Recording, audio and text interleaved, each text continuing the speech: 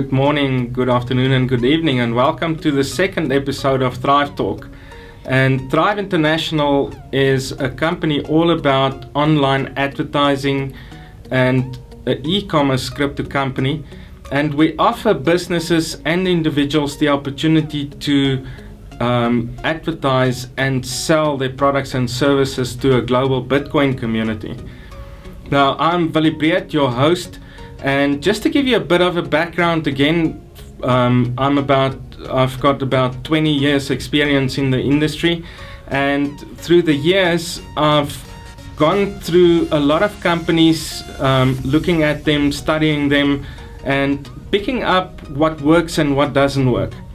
And that's why we're sitting here today, is we've got a unique and a new company, something really different in the market in Thrive International. So our episode today, our topic today is going to be all about cryptocurrency and Bitcoin in specific.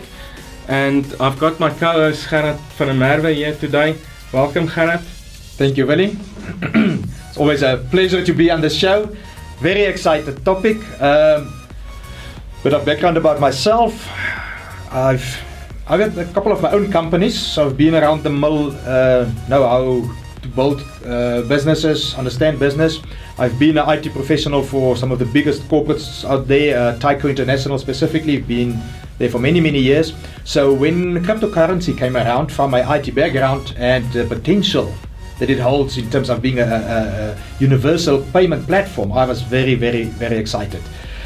So it's a topic I love. I've spent the last more than a year teaching people about Bitcoin, cryptocurrency in particular. And you know, the thing that I've noticed is that cryptocurrency and Bitcoin in particular, which is the leading currency at this stage, it's got this mystic, strange concept around it. And a lot of people find it difficult to comprehend the idea of an online or a electronic currency.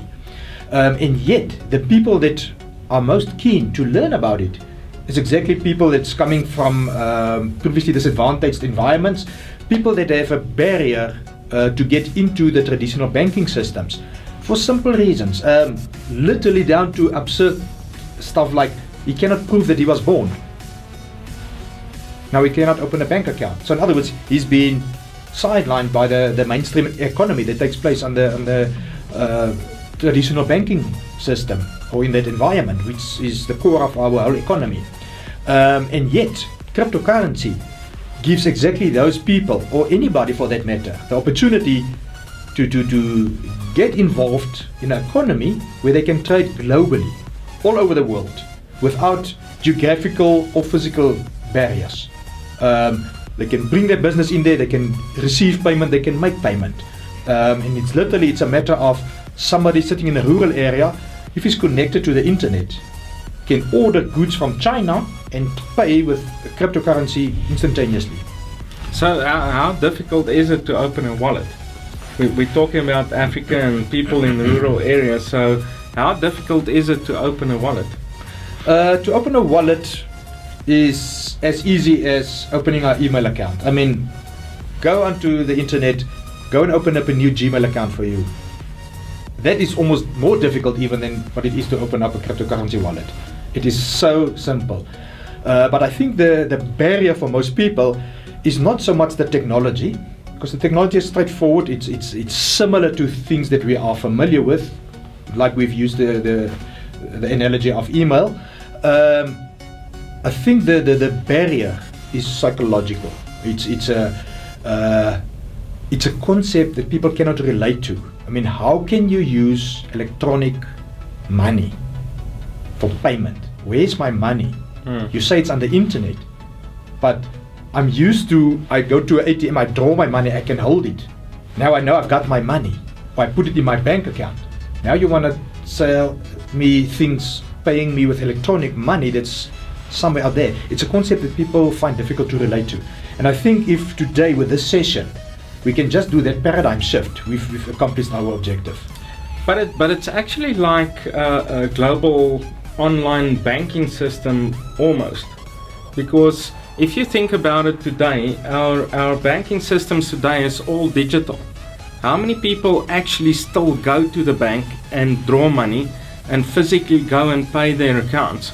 It doesn't happen anymore. So everything just happens digitally. So there's not such a big difference between the two, except that this is global and it opens up a whole global experience for people, or an opportunity for people to trade with anybody anywhere in the world.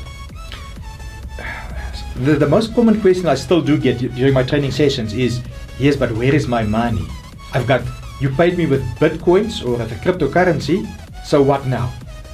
I now want to spend my money. There's still a gap. I had this very question even this morning at a conversation I had with somebody. And I think the easiest to illustrate the transfer between your existing currencies, which we are familiar with in our banking environment, and cryptocurrencies on the other end. Because in the end of the day, it's all about value. Where is your value? So Bitcoin is a store of value. It is an entity that's been created on the internet, and there's value in it. And now this is another thing that people are finding difficulty to come across, is who determines the value. And again, the value is determined by the people that are using the currency. So it's literally, in the beginning, there was only a small community. They only trusted one another. They had mutual consent as to what is the value of a Bitcoin. So we've created our own currency. We're not using the bank systems anymore. We've created our own currency. We started to trade using that, and we have come to a mutual agreement as to what is the value of this currency. You can use chicken nails, you can use seashells, you can whatever. As long as we can create a community that collectively decide, yes, this is what we're going to use as a commodity to trade with. That is the value. We are all comfortable with the value. And this is now the beauty of cryptocurrencies, in particular Bitcoin, the way it's been designed. There are a couple of attributes built into that to create a sense of scarcity, to create security, to create a process where the value only increase over time. But that's a topic for another day. I think for today, let us just come back to the concept in general. And if you take a illustration of, say, somebody sitting in a village in Uganda, he's an artist. He now wants to get into the mainstream economy. He's got product that he wants to sell. He wants to advertise it on a global platform. And people from Europe must be able to pay him, and then he will ship off the goods. He's got difficulty to get hold of his own local currency there in his own village. He must take a taxi to the nearest town, and then he must negotiate, and he probably cannot open up a bank account even. So how are his customers going to pay him? Where to are they going to pay? How, in what format is he going to receive that money? Now, can you imagine the situation? I get to you, you're the artist. You're now selling me this little craft. Okay? Now I want to pay you. Now I've got euros.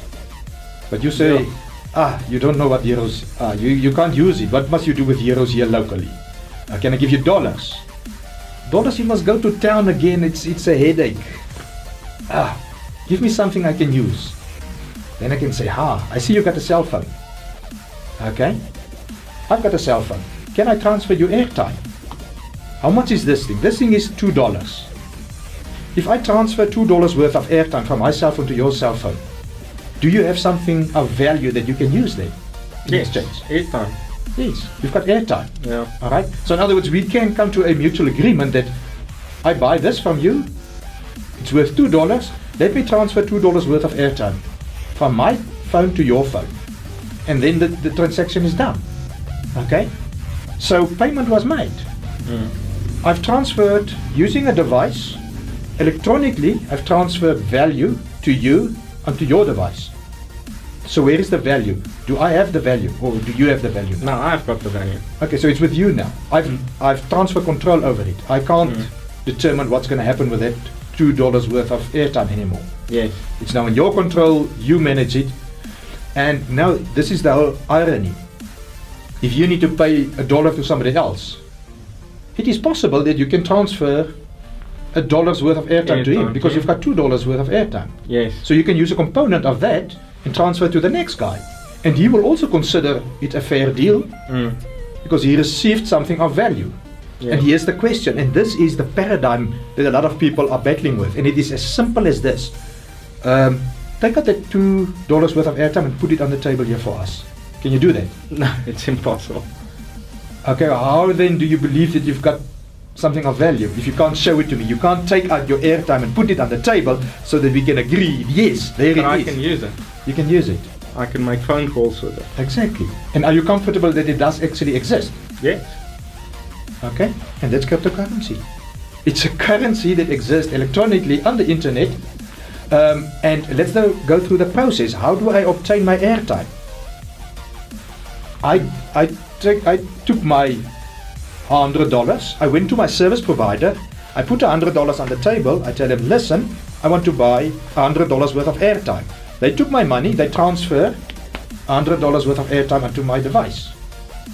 Okay, so now the value was exchanged. I made a payment using fiat or traditional currency. It was converted into something of value which now only exists electronically. That was transferred to me. I am now in control of it. It is here on my device in electronic format. And I am now convinced that I've got $100 worth of value in the form of airtime. Airtime, yeah. Now I can go to somebody like yourself, and if there's a mutual agreement that we can use airtime as a common currency, we can do business. We can create an economy using airtime. Mm. And I can transfer it from my phone to your phone. Okay, and this is another component that people must understand. Is how is it possible for me to transfer that store of value, that item that holds the value, over to you? Number one, obviously I need a device. But not only that, I need something unique on this device, which is my cell number. That identifies me. Okay? So if I buy my airtime, that airtime is transferred to my cell number. It is associated with my account. How do I get it to you? I need a number. You need a number. Without a cell number, I can't transfer it to you. Mhm. So what must you do? You must go and open up an account or a cell number. Once you've opened up a cell number, now we've got two unique cell numbers. I can transfer from this cell number to that cell number. Okay? And the same with cryptocurrency. In other words, to understand the essence of what it is. Electronic currency, that everything happens electronically. It is the same process. You want to join into this economy, you must go somewhere to a service provider. You must open up what we call a wallet. That wallet is got a unique address. Okay? You do the same. You go to your service provider. It might be somebody else. Okay? But he's also a player in the Bitcoin industry. So you go to him and you open up a wallet. All right? How much money do we have between the two of us once we've opened up wallets? Nothing. It's empty. It's empty. There's yes. nothing. Okay? So now one of us must now go and take money or our fiat currency, your US dollars or your pounds or your euros, whatever you use. And you must go to the service provider or to somebody that's involved in the industry, and you must go and put down your money on the table and say, right, there's $5,000. I want to buy Bitcoin. So you do the payment and you transfer 5,000 rands worth of Bitcoin into your wallet, like we used to do with a cell phone, the And the airtime. airtime, yeah. So now it's in my wallet. Once it's in my wallet, it exists electronically. The Bitcoin itself is a store of value because we have now mutual agreement that the amount of Bitcoin that I've received is worth 5,000 US dollars. Now I owe you $1,000. You've opened up your wallet. Then I can transfer from my wallet to your wallet Bitcoin to the value of $1,000. Transfer is done.